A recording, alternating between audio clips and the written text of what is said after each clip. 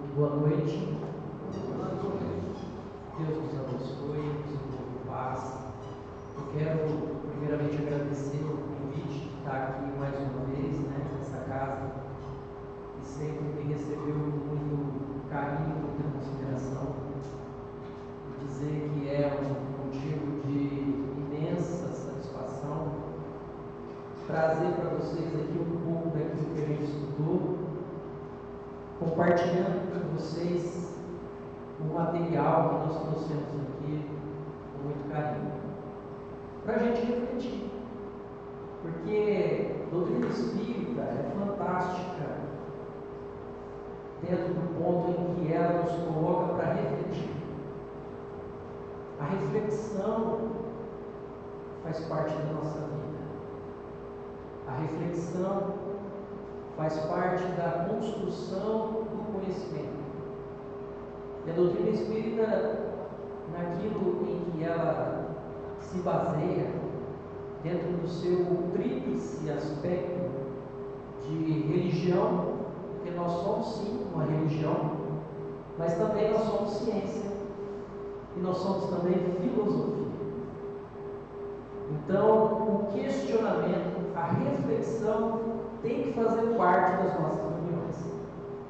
Eu gosto muito de trazer isso para a gente pensar junto, porque eu não sou aqui nenhum dono da verdade, eu apenas aqui transmito para vocês aquilo que eu aprendi dos livros, principalmente das obras básicas da doutrina espírita, que é o Livro dos Espíritos, o Evangelho segundo o Espiritismo, o Livro dos Médiuns, o Céu e o Inferno, a Gênese, livros que são mananciais de sabedoria e de reflexão, trazidos à luz pelos espíritos superiores com a organização e a codificação de Allan Kardec. Em um desses livros, nós vamos encontrar no Evangelho segundo o Espiritismo, especificamente no capítulo 5, do item 14, uma afirmação muito interessante que a gente consegue extrair aqui um material fantástico para as nossas reflexões. Trata das esperanças e das consolações, onde os Espíritos vêm dizer para a gente assim: a calma e a resignação, ao unidas pela maneira de encarar a vida, dão ao espírito uma serenidade, que é o melhor preservativo contra a loucura e o suicídio. Então, quando a gente olha para isso e a gente busca uma interpretação, imediatamente nós vamos ver que trata-se de um preservativo muito poderoso: a serenidade. A serenidade traz para a gente uma ferramenta importante para o enfrentamento de qualquer mal, de qualquer dificuldade que nós estejamos passando na nossa vida. Mas essa serenidade que trata os espíritos não é uma serenidade que a gente compra na farmácia, como nós compramos as medicações. Não é essa serenidade falsa, é uma serenidade mais autêntica, original, genuína. Porque essa serenidade, ela é uma conquista, ela é aunida na maneira de encarar a vida terrestre. E olha que interessante, na maneira de encarar a vida terrestre e da confiança no futuro. Então, nós vamos obter essa serenidade a partir disso. E quando a gente pensa sobre o que os Espíritos vêm trazer para a gente, sobre essa mensagem, nós nos colocamos dentro de uma posição na qual a interpretação do fato é que vai fazer total diferença em como a gente vai se sentir. Então, quando a gente está sereno, nós encaramos a vida de uma forma diferente. Encarar a vida de uma forma diferente é você dar uma interpretação, muitas vezes equivocada, daquilo que realmente é uma verdade. Nós costumamos muitas vezes nos enganar. Joana de Ângeles vem trazer para a gente uma mensagem muito legal, que ela diz assim, deixa eu passar o slide, está funcionando. Aí. A maioria dos sofrimentos decorre da forma incorreta porque a vida é encarada. Olha só, a maioria dos nossos sofrimentos decorre da maneira incorreta porque a vida é encarada. Vocês já ouviram falar do mito de Platão, do mito da caverna de Platão? Platão, que foi um grande filósofo socrático, ele vem dizer para a gente uma coisa muito legal. Ele diz assim, que nós somos como pessoas que estão presos dentro de uma caverna, olhando para a parede e enxergando sombras, que é o reflexo de uma fogueira que está acesa atrás da gente. E por essa fogueira, na luz dessa fogueira, a vida está acontecendo e nós estamos vendo sombras. E essas sombras a gente afirma que é a realidade. Que não existe outra realidade a não ser essas sombras. Olha que coisa marcante. No comentário, José Saramago, que é um grande escritor português, ele diz o seguinte, que a época atual é a época que mais representa o pensamento de Platão em relação ao mito da caverna, onde todos nós aqui estamos com uma avalanche de informações e às vezes nós fixamos num determinado ponto de vista, numa ideologia, e a gente acredita que aquilo é a realidade. Admitimos com uma certeza muito grande que aquilo é real. E nessa abordagem nós interpretamos o mundo e interpretamos as coisas. Então é muito sério isso. Hoje eu gostaria de passar aqui para vocês sobre como o nosso modelo cognitivo, ou seja, como nós processamos as informações, a maneira pela qual nós processamos as informações traz um resultado benéfico ou maléfico para a nossa vida. Então, a partir desse pensar, nós vamos então construir as nossas emoções.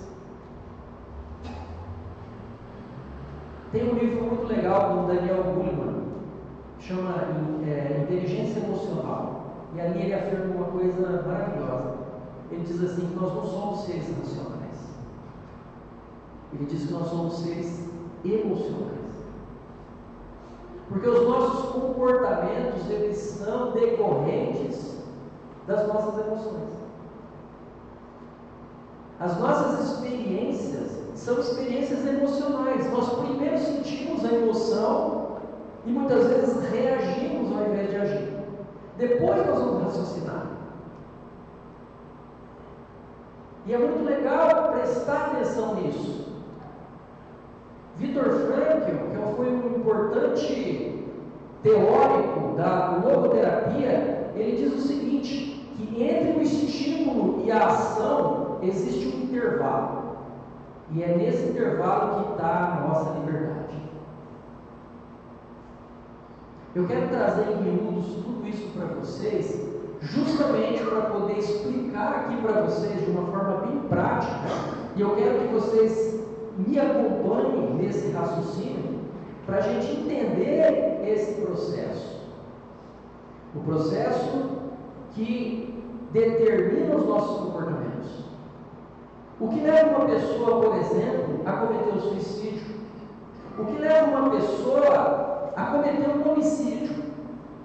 O que leva uma pessoa a entrar dentro de um processo de melancolia, apatia, de desânimo, de desesperança, de tristeza e entrar em depressão? Muitas vezes é decorrente desses processos mentais, dessa interpretação que a pessoa tem em relação ao mundo, em relação às coisas. A calma e a resignação dão ao espírito uma serenidade, que é o melhor preservativo contra o orgulho e o suicídio. Observemos essa mensagem que os Espíritos vêm trazer para a gente. Então aqui, nós vamos colocar aqui um modelo cognitivo. O que é esse modelo cognitivo? Em primeiro lugar, nós precisamos entender que existe 3 crenças centrais que são responsáveis pela base desse modelo cognitivo, que são as nossas crenças de desvalor, de desamor e de desamparo. O desvalor é tudo aquilo que está relacionado à falta de valor que eu dou a mim mesmo. Por isso que minha autoestima é baixa.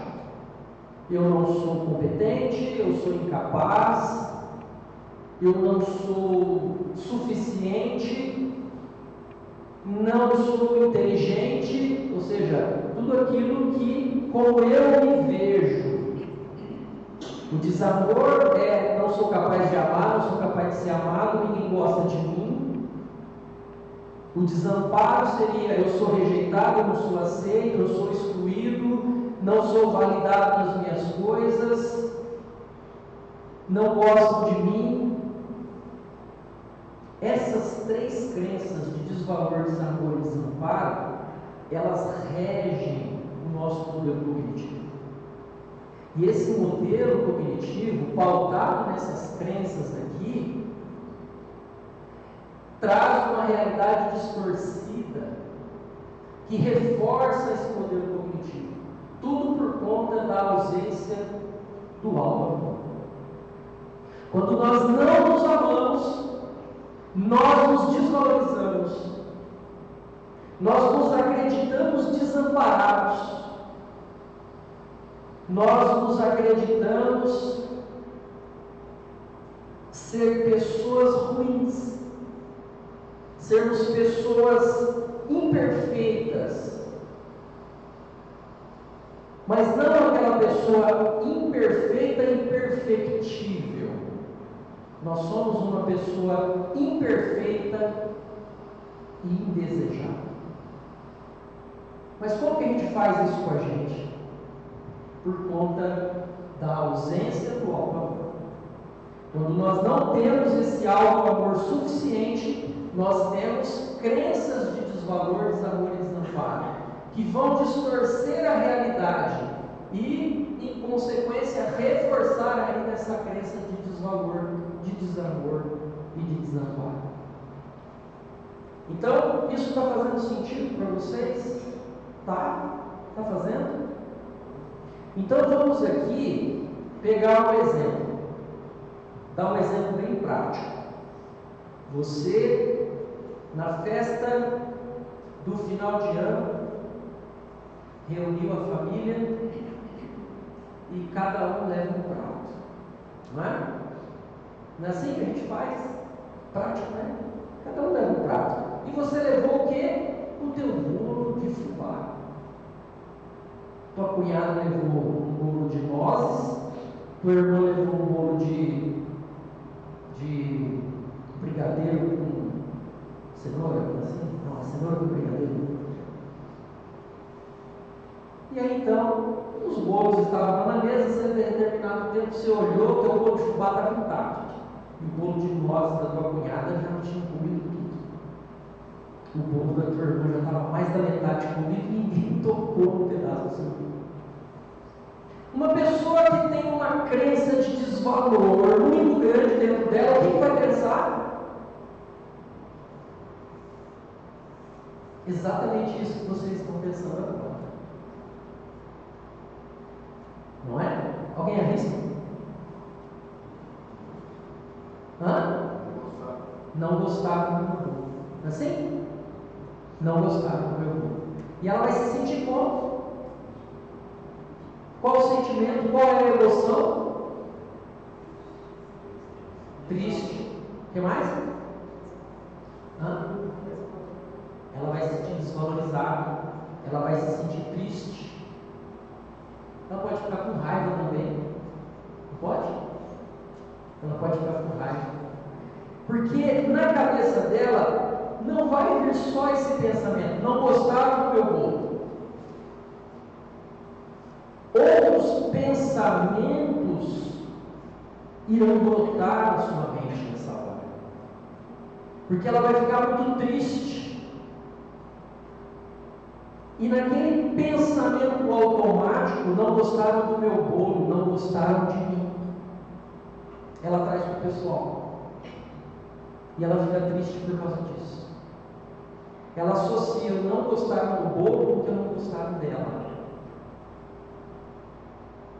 Faz sentido ou não? Porque ela traz a crença de desvalor. E ali ela se sente rejeitada. Ali a crença da rejeição surge. E ela se sente rejeitada, porque rejeitaram o bolo, me rejeitaram. Concorda? Esses pensamentos que a pessoa teve são verdadeiros? Não. É a realidade. Eu estou morrendo de medo de cair aqui. É a realidade distorcida. E aí vai aumentar a sua crença de desvalor. Porque para ela aquilo é uma verdade. Porque o pensamento automático, quando vem na cabeça da gente, pessoal, é uma certeza. Ela não pensa assim, mas será que eles não gostaram do meu bolo? Não, eles não gostaram. E por não gostar do meu bolo, eles rejeitaram o meu bolo. Eles estão me rejeitando, porque ninguém comeu nem um pedacinho por consideração a mim. Podia pelo menos comer um pedacinho. Percebe? E aí então, a partir dessa realidade distorcida, ela reforça a crença de que ela não é boa para fazer bolo, que ela não serve para fazer bolo. E ela vai lembrar da mãe, quando ela era pequena, que a mãe falou assim: ah, menina, você não sabe fazer nada, né? E é isso.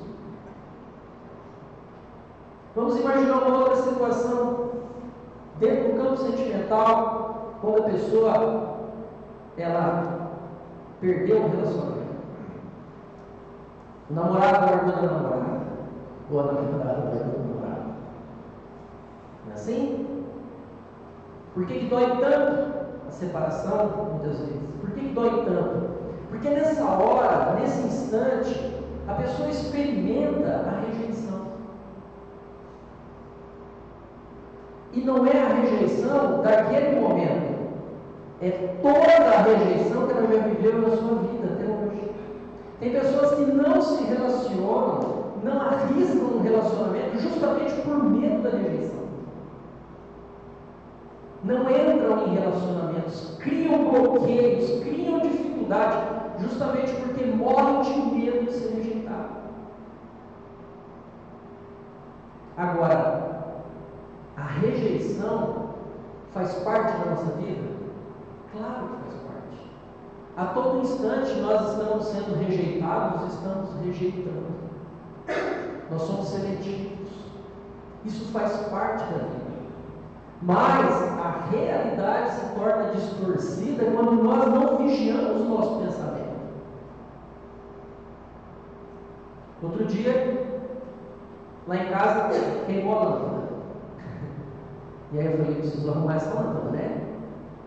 Tem escape para uma lâmpada em casa? Não, não tem escape. Tem ferramenta? Também não tem ferramenta. Tem um alicate velho lá. E eu que essas lâmpadas aí são difíceis para arrumar, né? Essas quadradinhas aqui, se fosse uma lâmpada, aquelas antigas, né? Era só rosquear. E eu falei: vou trocar a lâmpada. Eu olhei e falei: Falei, vou ligar para o meu amigo, para ele poder vir aqui em casa, para poder trocar a lâmpada para mim. Ele é eletricista, né? Tá. Na hora eu tive um bloqueio, um pensamento automático. Porque é assim, viu, gente? Os pensamentos, eles surgem de forma automática, muitas vezes inconscientes ou encobertos. E aí então eu freiei meu impulso de chamar meu amigo. Porque um pensamento automático veio na minha cabeça. Invasor. Limitante. Extremamente limitante. Dizendo para mim assim: tu não é homem, não. Não sabe trocar uma lâmpada. Olha que forte. Porque eu, assim como muitos de vocês aqui, fui educado naquela educação machista, né? De que o homem tem que saber trocar pneu de carro, tem que trocar lâmpada, tem que reformar a parede, tem que dar. Porque isso tem a ver com a sua identidade de macho, não é assim? De virilidade. E aí, quando você não sabe trocar uma lâmpada, você que está cheio de crença de desvalor, o que você pensa? Eu não sou competente. Eu não sou competente. E aí vem que sentimento? Tristeza, ansiedade, raiva, medo de ser julgado. Percebe? Por uma realidade distorcida. Porque quando eu digo assim que eu penso comigo, eu sou incompetente, isso é verdade?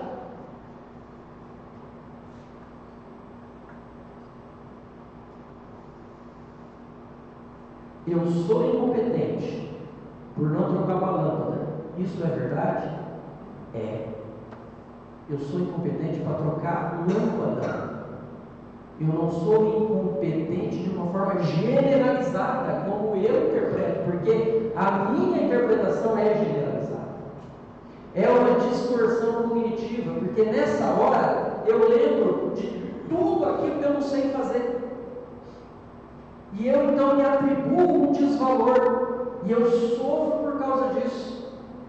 Eu generalizo o meu pensamento e eu coloco tudo dentro do mesmo balaio. E eu me torno completamente incompetente na minha cabeça. E para mim isso é uma certeza. Perceberam? A Arapuca, Lacan, que foi um importante psicanalista, diz o seguinte: que a loucura é a doença da certeza. Olha que coisa forte. A loucura é a doença da certeza. Se você tem muita certeza de uma coisa, duvide da tua sanidade mental. Atribua uma dúvida a essa sua certeza.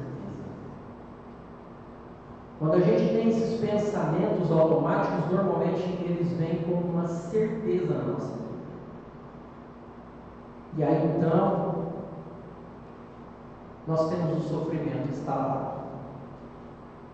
Dentro desse modelo cognitivo, vamos pegar um exemplo de perdas significativas, já que nós estamos falando aqui de situações onde a pessoa chega num processo de loucura. Vamos lembrar que Kardec usou o termo loucura por não ter outro termo que melhor definisse os transtornos mentais para a época para que ele viveu.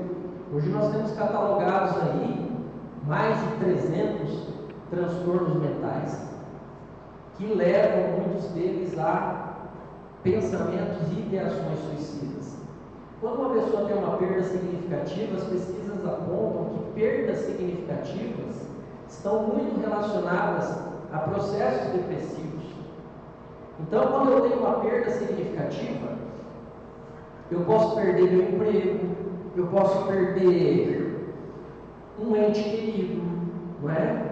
Eu posso perder o meu status social, eu posso perder ser enganado, ser traído, ou seja, eu perdi algo que é significativo para mim. Eu perdi o meu petzinho, meu animalzinho, meu cachorrinho, meu gatinho morreu. Então, eu tenho pensamentos automáticos, afirmativos, que serão esses aqui, ó. Eu sou sozinho, eu sou incapaz, sou incompetente, perdi meu emprego, jamais eu vou arrumar um emprego igual aquele. Estou triste porque o meu pensamento vem, olha, outro emprego desse eu não acho. Jamais eu vou sair dessa situação. Recebi lá um laudo, recebi um diagnóstico do médico sobre uma doença, e aí eu entro em pânico. Porque o pensamento que está aqui na minha cabeça é esse: essa doença vai me consumir, vai me matar. Eu jamais vou sair dessa situação. Em situações de desespero, em que a pessoa entra dentro de um nível de desesperança, ela fala assim: a morte é a melhor solução. E é por isso que muitos desencarnam pelo suicídio. Porque eles acreditam naquele pensamento invasor de que a morte é a melhor solução. Se eu morrer, eu acabo com os meus problemas. E vocês sabiam que a pessoa, depois que ela toma essa decisão, ela se acalma? Vocês sabiam disso? Muitas das pessoas que se suicidaram, poucos instantes antes de praticarem isso, elas estavam sorrindo, aliviadas, porque já tinham tomado decisão. Lembra?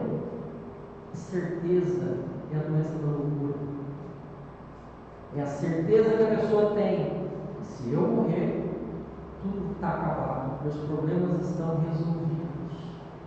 A pessoa tem isso como uma certeza.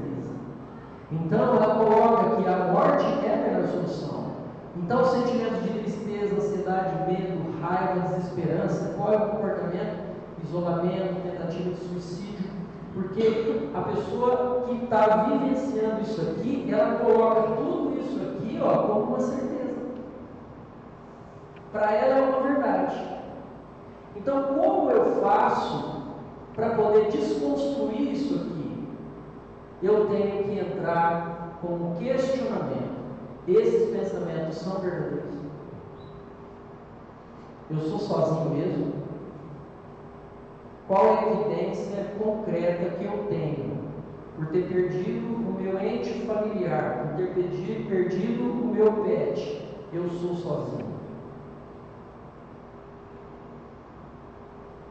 Quem disse que eu sou incapaz? Qual é a evidência concreta que eu tenho que eu sou incompetente? Quem disse que eu não vou arrumar outro emprego? Quem disse que eu sou incapaz, que eu nunca vou melhorar? Então eu vejo que esses pensamentos, eles são falsos. Não são pensamentos verdadeiros, e são pensamentos sabotadores. Existe uma maneira diferente de eu pensar sobre essa situação? Então eu busco um pensamento mais próximo da realidade. Eu sou sozinho? Não. Se for ver bem, eu não sou tão sozinho assim.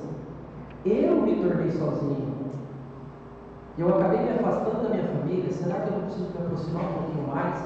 Mas eu tenho a turma lá do centro, eu tenho meus amigos do trabalho, tem minha vizinha aqui do lado aqui, está sempre conversando comigo. Pensando bem, eu não sou sozinho. Quando eu me vinculo a um trabalho como esse que a Terezinha estava falando aqui, eu desconstruo essa ideia. Porque eu começo a ter contato com tanta gente que sofre. E a caridade, ela é fantástica nesse sentido, para poder ressignificar essas crenças que a gente tem de solidão e de abandono.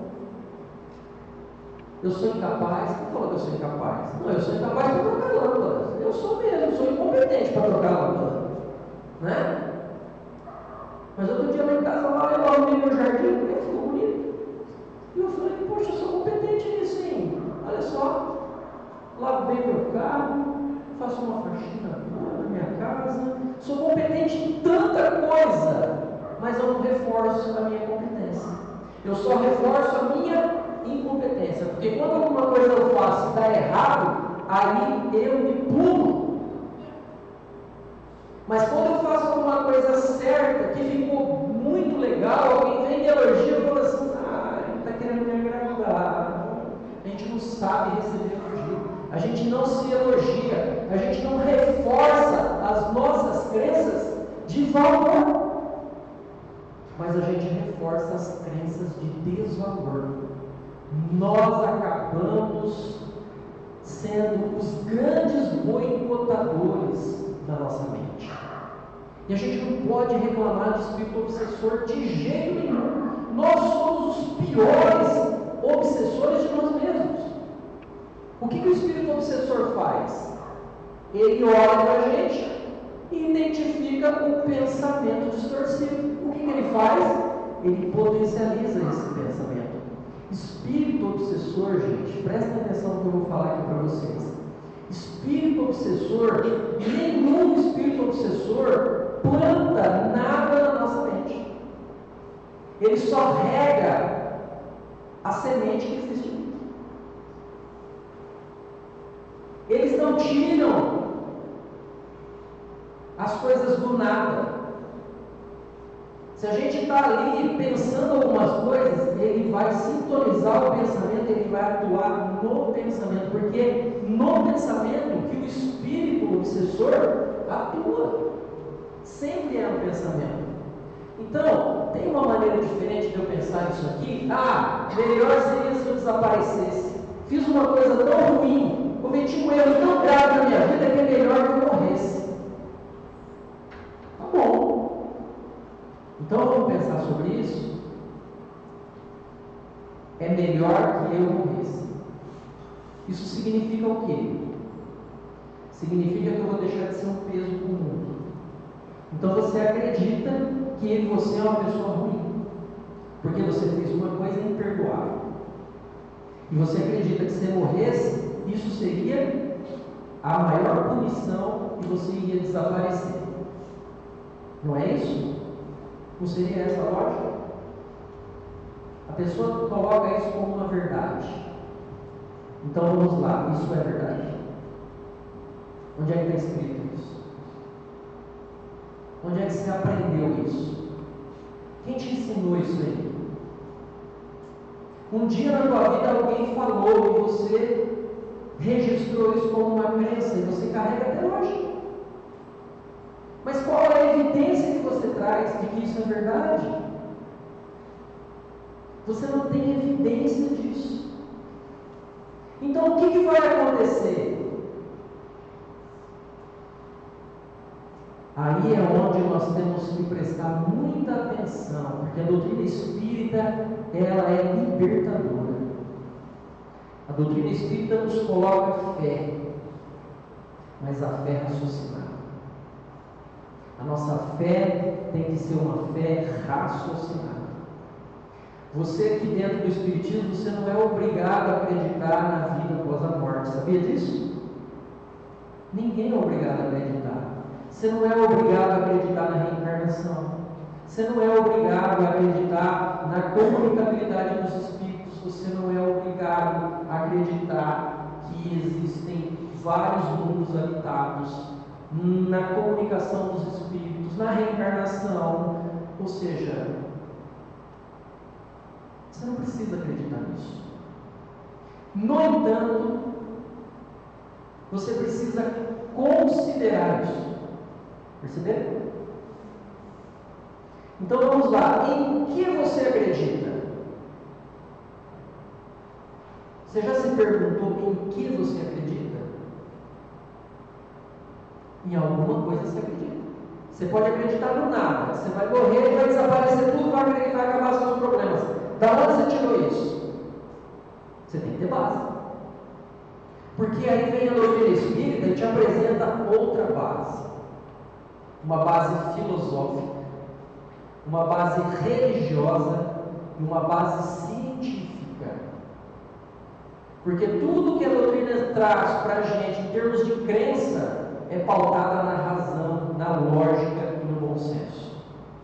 Aquilo foi estudado, aquilo foi pesquisado, aquilo foi experimentado. E a doutrina espírita nos traz como uma opção de crença. Por isso que a gente precisa estudar a doutrina espírita. E a doutrina espírita traz para a gente o quê? Que o espírito é imortal. Você é um espírito imortal. Que Deus te ama. Deus nunca te condena. Deus não te julga. Ele é o Pai. Ele é amor. Que depois que esse corpo morrer, porque ele tem um prazo de validade, o teu espírito permanecerá vivo.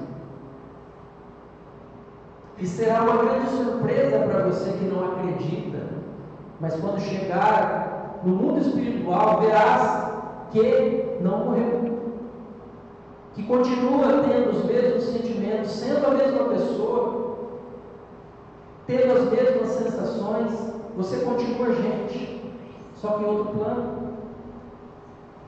Então a grande tristeza e o grande sofrimento do espírito que se suicidou é justamente essa frustração de chegar no mundo espiritual e ver que todos os seus objetivos foram por água abaixo.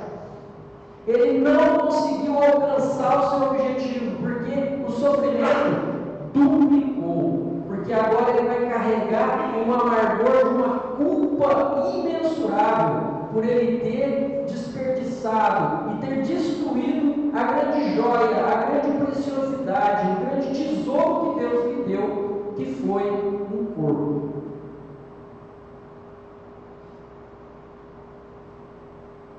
Nós temos o livre-arbítrio, podemos fazer o que a gente quiser, mas nós não podemos esquecer que a semeadura é livre, mas a colheita é obrigatória. Dentro desse princípio de crença que a doutrina espírita nos apresenta, nós precisamos considerar. Precisamos fazer essa consideração. Porque dentro do nosso campo de crença é que nós vamos tomar as nossas decisões. Porque isso vai trazer para a gente sentimentos. E a partir dessas emoções é que vão ser determinados todos os nossos comportamentos. Então, qual é o novo modelo cognitivo que a doutrina espírita apresenta para a gente? O modelo cognitivo do amor, do auto-amor, do auto-perdão, da autocompaixão. Esse carinho, esse zelo que nós temos que ter para conosco mesmos. Isso é coisa da psicologia? Não. Isso é coisa do Evangelho. Jesus disse para a gente assim: olha, Senhor, perguntaram para ele, qual é o maior mandamento? E ele disse assim: olha, amai a Deus sobre todas as coisas, com toda a sua força, com todo o seu poder, com toda a sua alma, com todo o seu espírito, e ama o teu próximo como a ti mesmo. Ou seja, a base do amor ao próximo, qual que é? É o amor próprio. Como você ama a si mesmo. Então, nós temos que entender que qualquer movimento que façamos em relação ao bem, ele tem o seu mérito. Independente da situação, qualquer movimento que eu faço no sentido de promover o bem, ele é válido. No entanto, quando ele parte sem o amor a mim mesmo, ele se torna uma fuga psicológica. Porque então eu vou estar fazendo esse bem para fugir de alguma coisa, para fazer uma barganha com Deus, mas não porque ele reflete o amor que eu tenho por mim mesmo. Quando eu me amo de verdade, eu faço o bem, sabe por quê? Porque faz bem para mim fazer o bem. Ah, mas isso é egoísmo? De maneira alguma.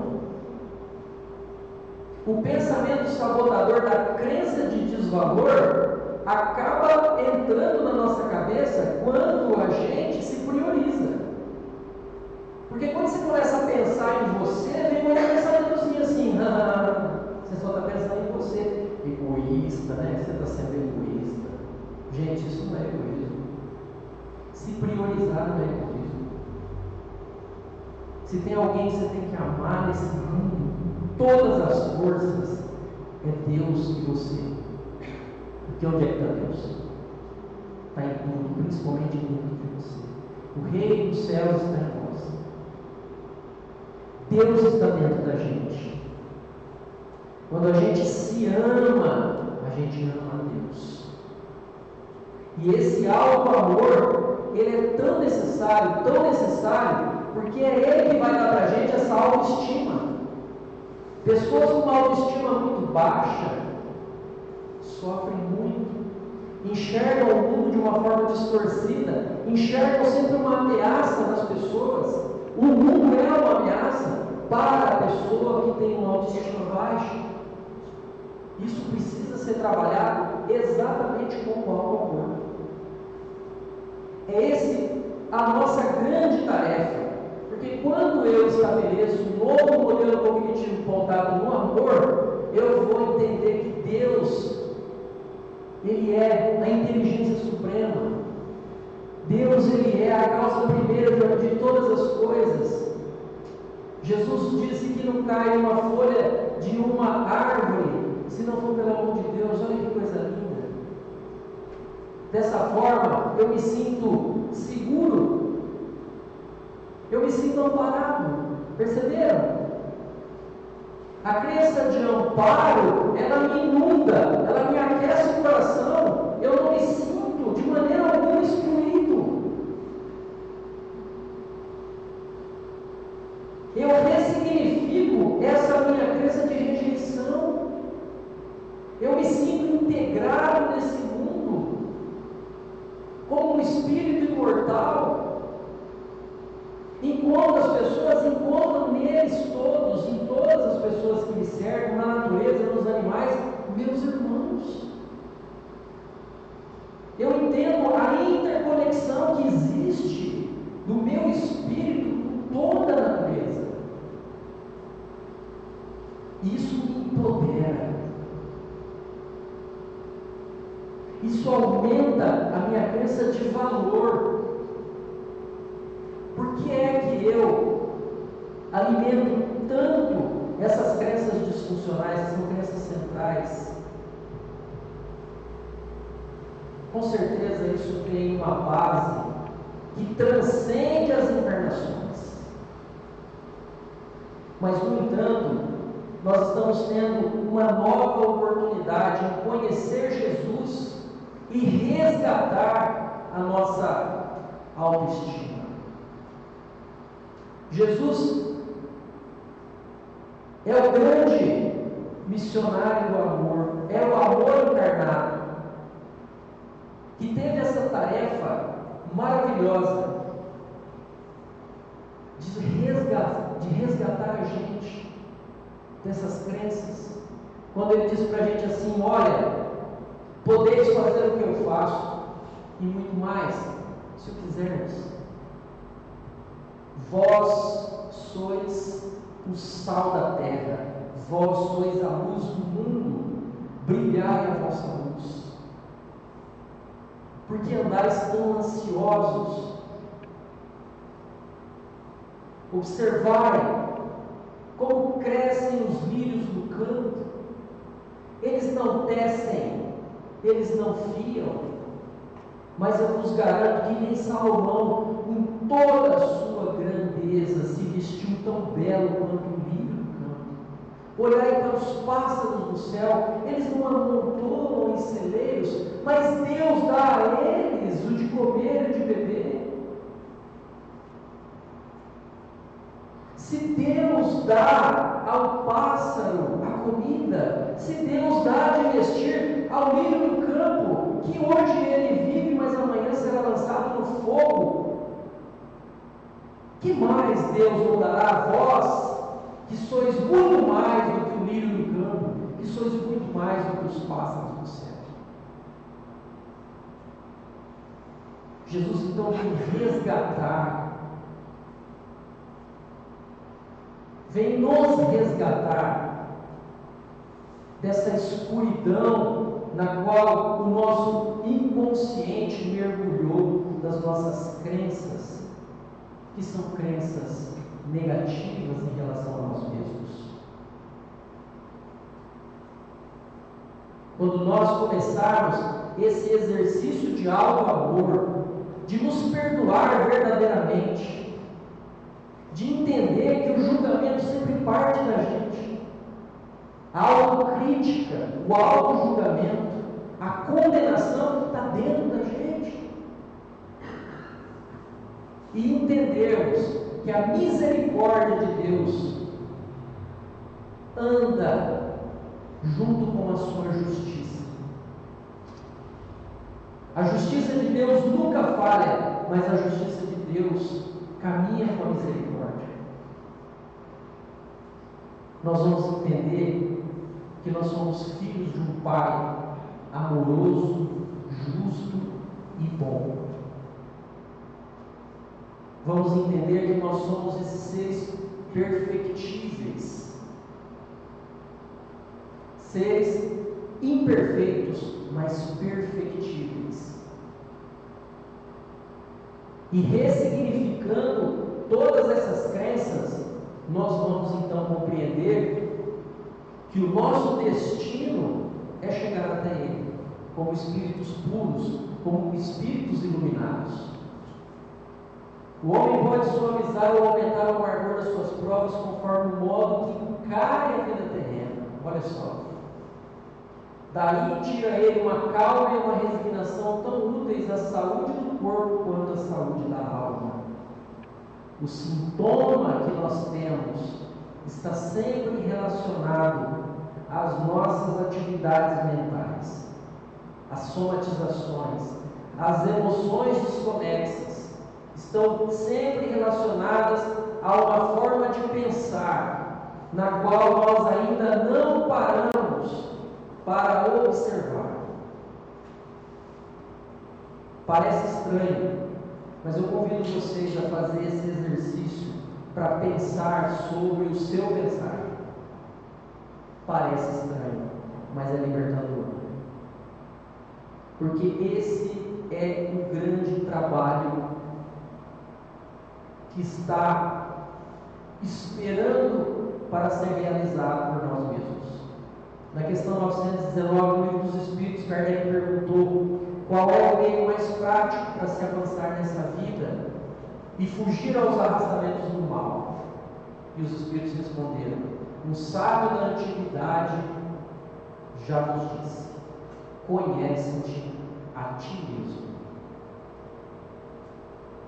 Então, na busca do conhecimento de nós mesmos, coloquemos as nossas dúvidas diante das grandes certezas que alimentamos em relação às nossas competências. Compreendemos sempre que somos filhos desse Pai, amoroso, bom e justo.